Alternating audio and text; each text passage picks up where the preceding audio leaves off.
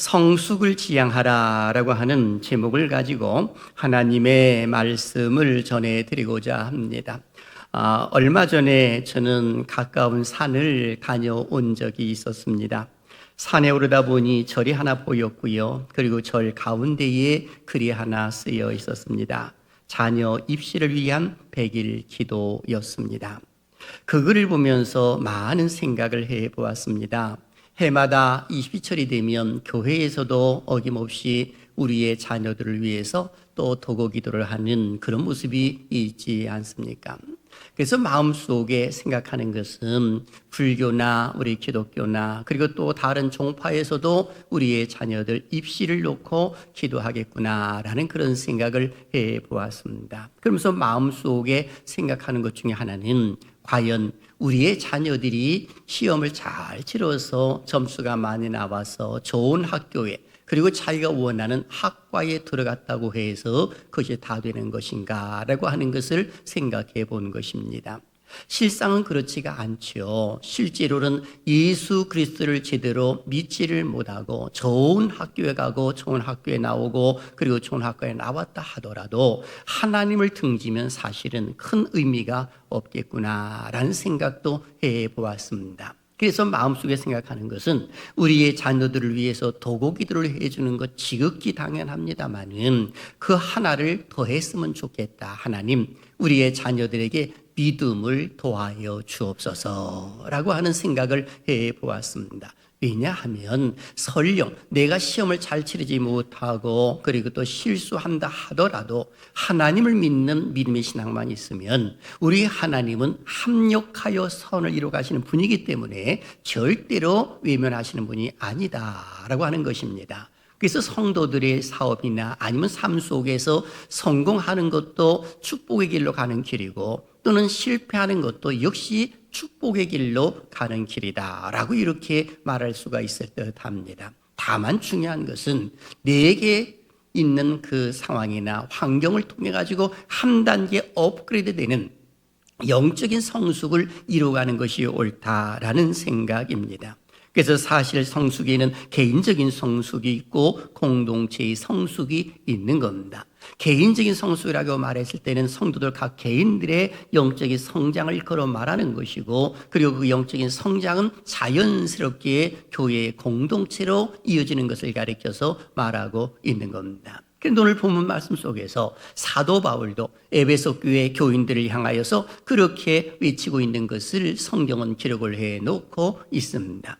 오늘 말씀을 보게 되면 16절에 이렇게 기록을 하죠. 다시 읽어볼까요? 시작. 그에게서 온 놈이 각 마디를 통하여 도움을 받음으로 연결되고 결합되어 각 지체의 분량대로 역사하여 그 몸을 자라게 하며 사랑 안에서 스스로 세우느니라. 아멘. 이 말씀을 보게 되면 여기 결합되어 라는 표현이 나오잖아요. 이 결합하여라는 말은 함께 연합한다라는 뜻입니다. 즉 공동체를 가리켜 말하는 것이거든요. 그리고 각 지체의 분량대로 했을 때에 각 지체는 교회의 다양성을 지금 여기 지시하는 것으로 몸 전체를 위해서 자신만이 가지고 있는 독특한 역할을 이행해야 함을 시사합니다. 이는 개인 공동체의 성장함을 통해서 교회의 성장함에 유익을 줄 것임을 알려주는 겁니다.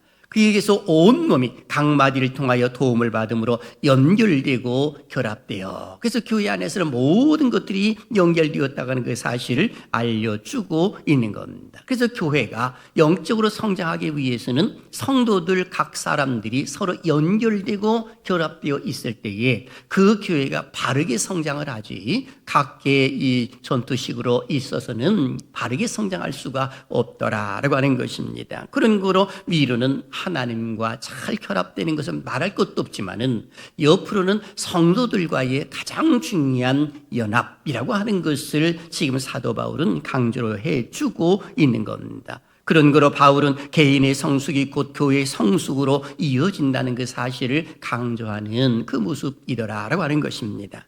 저는 이 말씀을 중심으로 해서 세 가지 주제를 가지고 말씀을 전해드리고자 합니다. 첫째, 성숙한 성도의 삶은 어떠한 모습일까라고 하는 겁니다. 둘째, 성숙한 사람에게 주어지는 하나님의 은혜는 무엇인가? 그리고 셋째, 성숙한 모습을 갖기 위한 우리의 자세는 어떻게 살아야 하는가에 대해서 말씀을 전해드리고자 합니다. 사실 세상에 많은 사람들도 나름대로 성장을 위해서 부단히 노력합니다. 어떤 경우는 자기 몸을 강하게 만들려고 일찍이 일어나서 운동을 하는 사람도 있고요.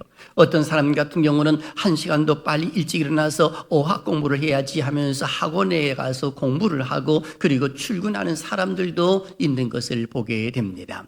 세상적인 삶 속에서도 이렇게 자기의 성장을 위해서 부단히 노력하는 많은 사람들이 있는 것을 저는 알고 있습니다.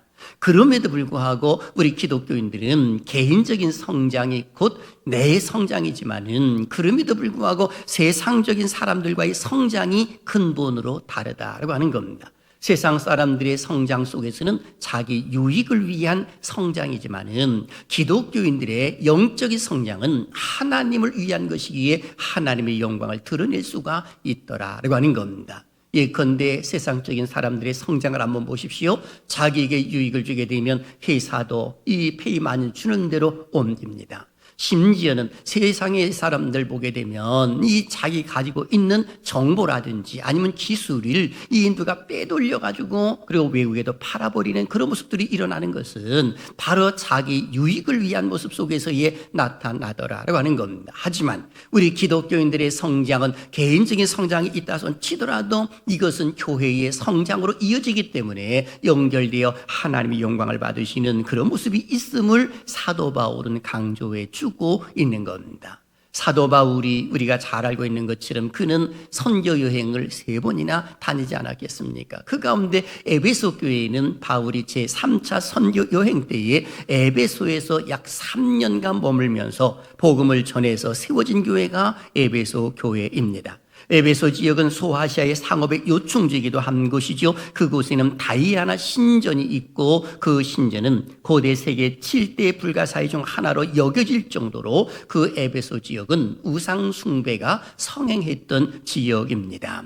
그런 가운데 교회가 잘 세워져서 첫사랑을 가지고 이 하나님을 잘 섬기는 교회가 되었지만은 이 시간이 지남에 따라서 그 사랑이 점점 희미해지는 그런 모습이 있었습니다. 그리고 사도 바울은 다른 곳에 가서 복음을 전하다가 감옥에 갇히게 되었는데 시기적으로 보게 되면 AD 60에서 62년경에 그가 감옥에 갇히게 됩니다. 그때에 그는 4개의 서신을 쓰게 되는데 이를 가리켜서 옥중서신이라고 말하고 있는 겁니다. 예컨대 에베소서, 빌립보서, 골로새서, 빌레몬서를 기록을 합니다. 그 가운데서 에베소 교회 교인들을 향하여 펜을 들었는데 이 에베소서를 보게 되면 크게 2 부분으로 나누어집니다. 전반부를 보게 되면 교리적으로 어떻게 우리가 구원을 받으려면 어떻게 되는가라고 하는 것에 대해서 알려주고 그리고 후반부에 가서는 이제 구원받은 자는 과연 어떻게 살아야 되는가라고 하는 것에 대하여서 기록을 하는 것이 바로 에베소서다라고 말할 수가 있는 것입니다. 그 가운데서 오늘 본문 속에서도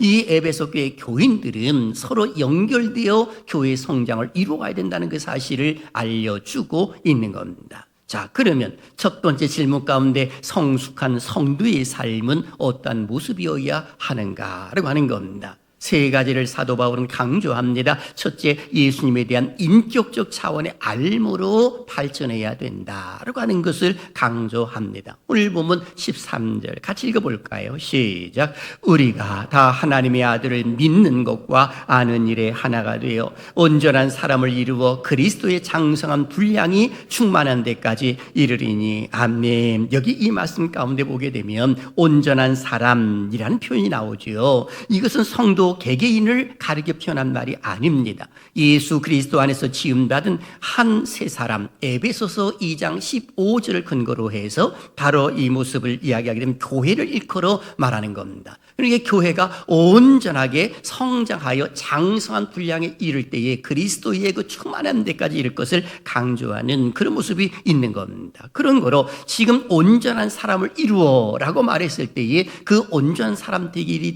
위하여서 사도 바울은 2가지를 말합니다. 첫째는 하나님의 아들을 믿는 것, 2번째는 하나님의 아들을 아는 것. 그래서 믿는 것과 아는 것을 지금 강조해주고 있는 겁니다. 아이 목사님, 이 하나님의 아들을 모르는 사람이 어디 있습니까? 그리고 그것을 안 믿는 사람이 어떻게 교회에 옵니까? 이렇게 질문할 수도 있을 듯합니다. 하지만 실상은 예수 그리스도가 하나님의 아들인 것과 그분은 우리 구세주라는 그 사실을 실제로 모르고 다니시는 분들 실제로 많이 있는 겁니다.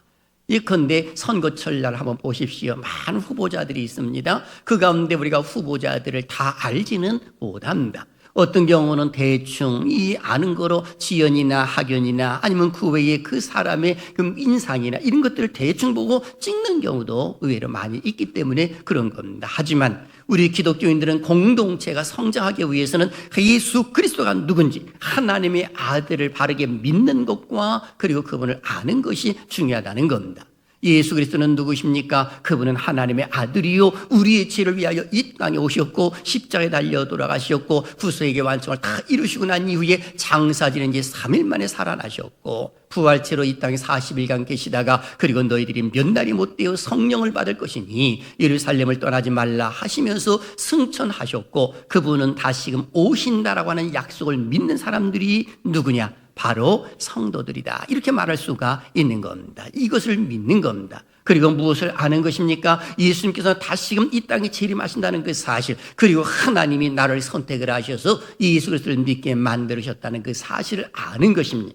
전능하사 천지를 만드신 하나님 아버지를 내가 믿사오며 그 위아들 우리 주 예수 그리스도를 믿사오니 이는 성령으로 잉태하사 동정녀 마리아에게 나시고 하면서 우리가 신앙 고백을 하고 있는 것 아니겠습니까? 이것이 믿는 것이고 아는 것이다 라고 사도 바울은 강조를 해주고 있는 겁니다. 그리고 두 번째는 어린아이의 일을 버려야 한다라고 강조합니다. 14절 초반절을 보십시오. 이는 우리가 이제부터 어린아이가 되지 아니하여 라고 기록하고 있습니다. 사도 바울은 에베소 교회 교인들을 향하여 어린아이의 일들을 버리라 이걸 말해주고 있는 겁니다. 그렇다면 어린아이라고 말했을 때의 어린아이의 특징이 무엇일까요? 어린아이의 특징 가운데 하나가 고린도서 13장 11절에 이렇게 기록한 것을 보게 되면 쉽게 이해가 갑니다. 읽어볼까요? 시작. 내가 어렸을 때에는 말하는 것이 어린아이와 같고 깨닫는 것이 어린아이와 같고 생각하는 것이 어린아이와 같다가 장성한 사람이 되어서는 어린아이의 일을 버렸노라. 아멘. 여기 보면 어린아이는 말하는 것이 어린아이와 같습니다. 그 이상의 말을 못 하는 거죠. 깨닫는 것도 역시 어린아이와 같지요. 생각하는 것도 그 이상을 알지 못하는 그런 모습이 있는 겁니다. 이것이 어린아이의 특징이거든요. 그런데 장성한 사람이 되어가지고는 그 어린아이의 일들을 처음 버린 겁니다. 어렸을 때는 장난감을 가지고 놀고 수준 낮은 모습 가운데에서 이야기도 하고 아이들과 놀지만은 장성한 이후부터는 그걸 다 내려놓는 그런 모습이 있는 겁니다. 예컨대 30살 먹은 청년이 아직도 우유병에다가 우유를 넣고 우유를 빨고 있다고 한번 생각해 보십시오. 그러면 사람들이 웃을 거 아닙니까? 저 사람은 대체 다 큰 사람이 왜 저렇게 사는가? 라고 말입니다. 그런 거로 우리가 어린아이의 일을 버렸다라고 하는 것은 영적인 어린아이가 아직도 있다는 겁니다. 그렇다면 영적인 어린아이는 과연 누구냐라고 하는 겁니다. 고린도전서 3장 1절에 기록합니다. 시작. 형제들아 내가 신령한 자들을 대함과 같이 너희에게 말할 수 없어서 육신에 속한 자 곧 그리스도 안에서 어린 아이들을 대함과 같이 하노라. 아멘. 아하, 어린아이는 바로 육신에 속한 자를 가리켜 말하는구나 라고 하는 것입니다. 즉 시기하고 분징하고 다투는 이런 사람들은 아직도 영적으로 보게 되면 어린아이라고 말하고 있는 겁니다. 유혹이나 악한 길에 잘 넘어가지죠. 늘 마음이 흔들립니다. 시장에 가면 떡볶이가 맛있고 그리고 피자집에 가면 피자가 맛있고 이곳에 가면 이것이 좋고 저곳에 가면 저것이 좋고 그러다 보니까는 유괴범들이 이 어린아이를 유괴하잖아요. 어른들은 유괴하지를 않습니다. 장성이기 때문에 그런 거예요. 납치를 하지요. 그런데 어린아이는 분별력이 없기 때문에 넘어가는 거예요. 그런데 장성한 사람은 이런 어린아이와 같은 모습을 갖지를 않는다. 사도 바울은 강조해주고 있습니다. 그리고 세 번째는 세상의 유혹에 빠지지 않는다라고 강조하고 있습니다. 14절 중반절을 보십시오. 사람의 속임수와 간사한 유혹에 빠져 온갖 교훈의 풍조에 밀려 요동하지 않게 하려 함이라 라고 강조하고 있습니다. 사도 바울은 세 가지를 말했습니다. 속임수라고 표현했거든요. 여기서 속임수는 예수님과 가까이 하는 것을 방해하고 하고 신앙생활을 방해하는 것을 가리켜서 속임수라고 말하는 겁니다. 예를 들면 여러분, 주일날 우리가 교회에 이렇게 와야 되는데 친구가 전화가 왔습니다. 오늘 무슨 모임이 있는데 그 모임 가면 10만 원 준다고 하더라. 교회 가지 말고 우리 거기 가자. 바로 그런 모습이 속임수예요. 그 게임에 넘어가고 주일날 교회 오지 아니하고 글로 가는 거. 그리고 간산욕이라고 말을 했을 때에 이 간산욕은 이 세상에 있는 것을 빙자해서 하나님과 그 교회를 그리고 이 등지게 만드는 거. 예컨대 마태복음 16장을 보게 되면 베드로의 신앙 고백 위에 우리 예수님께서는 교회를 세우시겠다라고 말씀하시고 너무 기분 좋으신 예수님 비밀까지도 이야기를 하십니다. 예루살렘에 올라가서 내가 고난을 당할 것이고 그리고 죽음을 당할 것이다. 그리고 장사진 지 사흘 만에 살아날 것이라고 말씀을 하십니다. 그랬더니 베드로가 그 말을 듣고 주여 그리하지 마옵소서, 그렇게 되지 않을 겁니다 라고 이렇게 막습니다. 그때의 마태복음 16장 23절에 예수님 말씀하시지요. 사탄아 너희들로 물러가라. 너는 나를 넘어지게 하는 자로다. 내가 하나님의 일을 생각지 아니하고 사람의 일을 생각하는도다 하시면서 책망하십니다. 이것이 바로 간산 유혹에 베드로가 넘어진 거죠.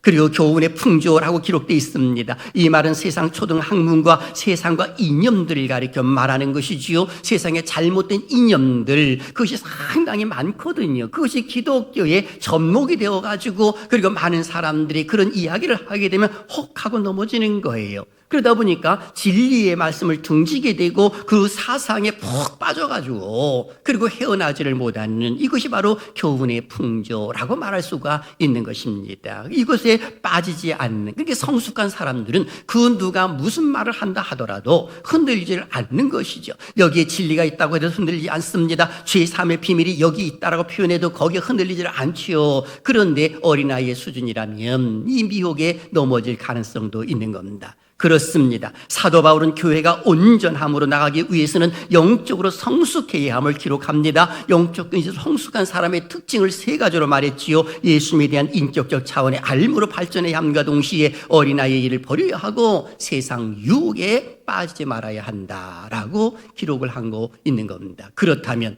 오늘 우리 자신들은 어떠한가? 과연 나는 영적으로 성숙했다라고 자인할 수 있는가? 하나님 앞에 떳떳하게 나는 영적으로 성숙했습니다 라고 표현을 할 수가 있는가라고 하는 겁니다. 아직도 세상 풍조에 이리 흔들리고 저리 흔들리고 세상 유혹에 내 마음이 빠져 있다고 한다면 아직도 영적으로 어린아이일 가능성이 많습니다. 그렇다면 어떻게 됩니까? 이후로부터 우리는 다시 한번 영적인 성숙을 위해서 노력할 필요성이 있는 겁니다. 자, 그렇다면 우리는 두 번째 질문을 해봅니다. 성숙한 사람에게 주어지는 은혜가 무엇일까라고 하는 겁니다. 지금 성숙이라고 말했을 때는 기독교인들을 가리켜 말하는 것이거든요. 기독교인들의 영적인 성숙을 말하는 겁니다. 벌써 구원받은 자를 향하여서 구원받은 자가 어떻게 살아야 되는가를 사도 바울은 지금 강조해 주고 있는 겁니다. 그렇다면 영적으로 성숙한 사람에게 주어지는 하나님의 은혜 중에 가장 큰 은혜가 뭐냐 했을 때에 교회를 세우는 일이다라고 하는 겁니다. 교회를 세우는 일이 얼마나 소중한 것인지 오늘 성경 속에서 말하잖아요. 15절을 보십시오. 오직 사랑 안에서 참된 것을 하여 범사에 그에게까지 자랄지라 그는 머리니 곧 그리스도라 라고 기록하고 있습니다. 여기 보니까 참된 것이라고 표현했잖아요. 바로 이 참된 것은 복음을 가리켜 말하는 겁니다. 이 복음을 통해서 범사에 그에게까지 자라라, 즉 진리의 말씀을 통해서 그에게까지 자라라. 어디까지? 그는 머리니 그리스도라라고 이렇게 표현해주고 있습니다. 성숙한 모습을 강조해주고 있는 겁니다. 예수님이 누구십니까? 천지를 창조하신 하나님이시잖아요. 모든 만물은 교회의 머리이신 예수 그리스도께 복종하고 굴복할 수밖에 없는 겁니다. 이것을 하나님은 교회를 세워 놓으신 거예요. 그래서 에베소 1장 22절과 23절은 이렇게 기록합니다. 다 같이요. 시작. 또 만물을 그의 발 아래에 복종하게 하시고 그를 만물 위에 교회의 머리로 삼으셨느니라. 교회는 그의 몸이니 만물 안에서 만물을 충만하게 하시는 이의 충만함이니라. 아멘. 이 말씀은 시편 8편 6절을 인용한 말씀입니다. 시편 8편 6절에 주의 손으로 만드신 것을 다스리게 하시고 만물 그의 발 아래 두셨으니 라고 기록하고 있습니다. 만물, 모든 만물을 하나님의 그 머리 아래 다 내려놓았고 교회를 교회를 통해서 만물 안에 그 충만케 하시는 자의 충만, 그러니까 만물을 충만하게 하시는 이의 그 충만함이 교회를 통해서 그 지역에 흘러가고 그 나라에 흘러간다는 겁니다. 그러니까 교회가 잘못되면 그 나라는요 소망이 없는 겁니다. 하나님의 사람, 경건한 사람들이 빠지고 경건한 사람들이 희석되고 사라지게 되면 이가봇이 되는 거잖아요. 그러면 이 창세기 6장에 물로 심판을 내리신 하나님의 아들들이 사람의 딸들을 사랑함으로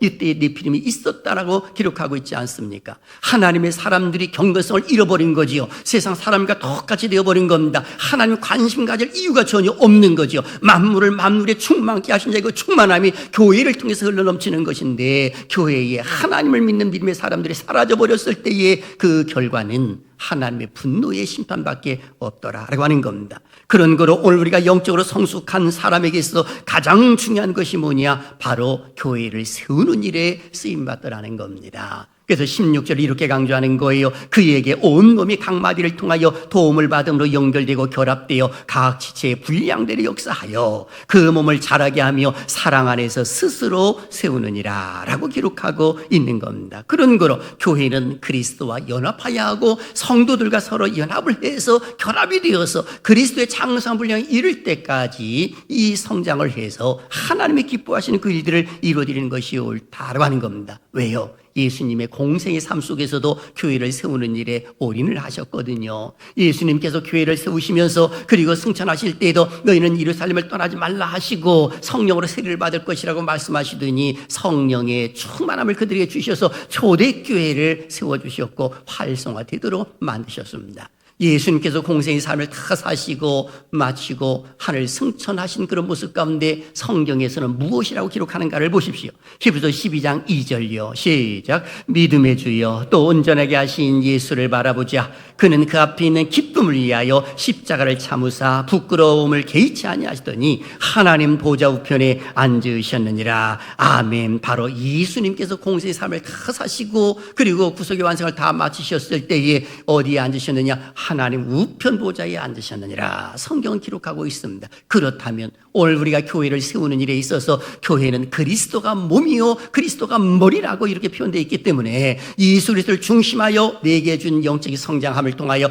교회를 세우는 일에 쓰임받았을 때 하나님이 외면하시겠느냐? 아니죠. 여러분, 한 번 사는 인생인데 구원받은 것으로 만족하면 좀 그렇잖아요. 주님을 위해서 뭔가 일을 하고 주님 앞에 다 섰을 때의 떳떳한 모습으로 우리가 서야 되지 않겠습니까? 그래서 고린도서 5장 10절 말씀하는 겁니다. 이는 우리가 다 반드시 그리스도의 심판 앞에 나타나게 되어 각각 선악간에 그 몸으로 행한 것을 따라 받으려 함이라 라고 기록하고 있는 겁니다. 이 은혜가 함께 하시기를 주님의 이름으로 축원합니다. 그런 거로 사랑하신 여러분, 우리가 노력하고 헌신하고 희생하고 봉사하는 거 결코 헛되지 않습니다. 우리 하나님 다 기억해 주시고요, 반드시 보상하신다는 거 하나님인 것을 성경은 기록을 해놓고 있습니다. 자, 그렇다면 이제 우리의 남은 인생 어떻게 사는 것이 옳으냐? 우리는 영적 성숙을 위하여 끊임없이 추구해 나가야 하는 겁니다. 언제까지요? 죽을 때까지입니다. 하나님이 거하실 처소가 되기 위하여 지어져 가느니라 라고 말씀하고 있잖아요.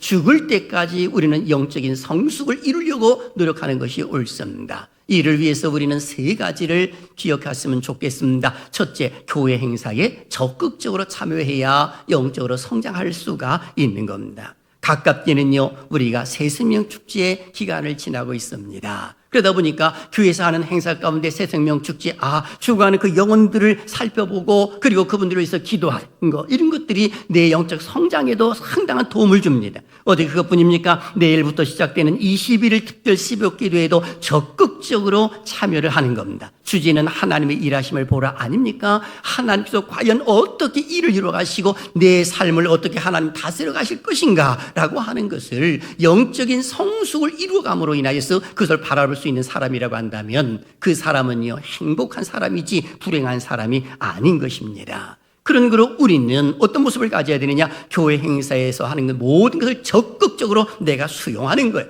받아들이는 겁니다. 받아들임으로 인하여 내 주변에 있는 사람들까지도 내가 전부 다가 받는 게 옳은 거예요. 왜요? 하나님이 나를 받아주셨기 때문에 그런 겁니다. 그래서 로마서 15장 7절 보십시오. 그러므로 그리스도께서 우리를 받아 하나님께 영광을 돌리심과 같이 너희도 서로 받으라 라고 기록하고 있는 겁니다. 저 사람은 안 돼. 아니요. 그건 선입견이에요. 하나님이 나를 받아주셨는데, 내 부족함도 받아주셨는데 왜 내가 그 사람은 안 된다라고 말합니까? 틀린 이야기입니다. 내 남편과 내 아내와 우리의 자녀과 우리 주변에 있는 사람들 모두를 받으라고 하나님은 말씀해 주고 계시는 겁니다. 그리고 둘째는 서로에게 관심을 가져야 합니다. 교회가 바르게 성장하려면 서로 유기적으로 연결되어 있어야 되는 것, 오늘 우리가 조금 전에 보지 않았겠습니까? 서로 연결되어 결합되었다라고 표현하고 있는 것이 바로 유기적으로 연결되는 겁니다. 즉 우리가 가져야 할 자세는 받아들이는 것뿐만이 아니라 관심을 갖는 겁니다. 관심을 가지면서 그 사람의 아픔이 무엇인지, 그리고 그 사람이 괴로워하는 것이 무엇인지 이런 것들을 잘 살피는 거지요. 그래서 사랑의 손길을 딱 펼치는 것입니다. 착한 일을 했을 때는 그것을 또 칭찬도 해주고 격려도 해주고 용기도 주고 위로를 해주는 모습을 갖는 것이 우리 성도들의 모습이다라고 하는 겁니다. 그래서 갈라디아서 6장 10절 말씀하지요. 그러므로 우리는 기에 있는 대로 모든 이에게 착한 일을 하되 더욱 믿음의 가정들에게 할지니라 라고 기록하고 있습니다. 왜 우리가 관심을 가져야 하십니까? 하나님이 나에게 관심이 있기 때문에 그런 거예요. 하나님이 내게 관심을 가져주심으로 인하여 머리털까지 세신 바가 되었다라고 말씀하고 있잖아요. 이것에 대해서 의심하고 있는 그런 모습 가운데 저기 있는 새도 또는 들의 백합화도 하나님이 먹이시고 입히시는데 하물며 너희일까 보냐 라고 하시면서 우리의 모든 것을 일거수일투족을 관심 갖고 계시는 하나님, 그 하나님의 사랑을 받은 우리가 내 주변 사람들을 미워하라고, 그들을 밀어내라고 하나님께서 주신 게 아니거든요. 그분들의 부족함을 내가 채워주어라 하는 모습 가운데에서 우리 하나님 붙여주신 것입니다. 그래서 관심을 갖는 것이 중요하다고 하는 겁니다. 그리고 세 번째는 감사하는 삶입니다. 교회는 스스로 수음받지를 않습니다. 성도들이 함께할 때 교회가 수음받는 것이거든요. 그래서 바르게 수음받기 위해서는 어떻게 되느냐? 감사합니다. 아침에도 감사하고, 그리고 점심에도 감사하고, 잠자리 들 때도 감사해야 될 줄로 믿습니다. 그런 거로 사랑하신 여러분, 교회가 잘 늘려면, 교회가 성장하려면 우리는 감사의 모습을 갖는 것이 무엇보다도 중요합니다. 특히 교회 안에서도 열심히 일하시는 분들을 향하여서 알아주는 것이 중요한 것이죠. 그래서 데살로니가서 5장 12절을 보십시오. 형제들아, 우리가 너희에게 구하노니 너희 가운데서 수고하고 주 안에서 너희를 다스리며 권하는 자들을 너희가 알고 라고 표현해주고 있습니다. 알아주라는 것입니다. 그런 걸 이 말씀을 듣고 있는 사랑하시는 여러분, 이 예배를 드리고 난 후에 최소한도 3명 정도를 만나고 그 사람에게 감사를 표현하십시오. 만일에 우리 아이를 가르치는 선생님이 계시다고 한다면 우리 아이를 잘 가르쳐 주셔서 감사합니다. 성가대원들이 찬양을 했으면 오늘 많은 은혜 받았습니다. 감사합니다. 또 낯선 사람이 있어도 좀 이렇게 서먹서먹한 모습이 있을 수 있잖아요. 교회에 와 주셔서 감사합니다 라고 말입니다. 아멘 하면 하나님 복 주실 줄로 믿습니다. 옆 사람에게 한번 인사합니다. 제 옆에 앉아주셔서 감사합니다. 네, 우리는 서로 감사하는 모습을 갖는 것이 옳습니다. 사랑하시는 여러분, 하나님께서 우리를 부르셔서 자녀 삼으셨습니다. 구원을 받은 것이지요. 하지만 구원받은 것으로 끝난다라고 하면 좀 서글프잖아요. 주님을 위해서 그 뭔가 일을 하다가 우리 주님께서 나를 부르셨을 때에 그때에 인정하는 그 순간 속에 기쁨으로 주님의 품에 안긴다면 이것처럼 더 좋은 일이 어디 있겠습니까? 그런 거로 기억하십시오. 우리는 하나님 중심, 교회 중심, 말씀 중심으로 삶을 살아가는 것이 옳은 겁니다. 하나님 그걸 기뻐하시기 때문에 그런 겁니다. 그래서 시인의 고백을 한번 들어보십시오. 시편 84편 10절 큰 소리 읽어볼까요? 시작. 주의 궁정에서의 한날이 다른 곳에서의 첫날보다 나은즉 악인의 장막에 사는 것보다 내 하나님의 성전 문지기로 있는 것이 좋사오니 아멘. 주의 궁정에서 한날, 바로 교회에서의 한날이 다른 곳에서의 첫날보다 낫다라고 강조해 주고 있습니다. 저는 살아신 여러분들이 영적 성장을 잘 이뤄감으로 인하여 교회를 세우는 일 일익을 감당해내고 주님 앞에 섰을 때에 잘하였다 촉하고 착하고 충성적으로 인정받고 상급받고 면류관 받는 우리 모두가 되시기를 주님의 이름으로 축원합니다.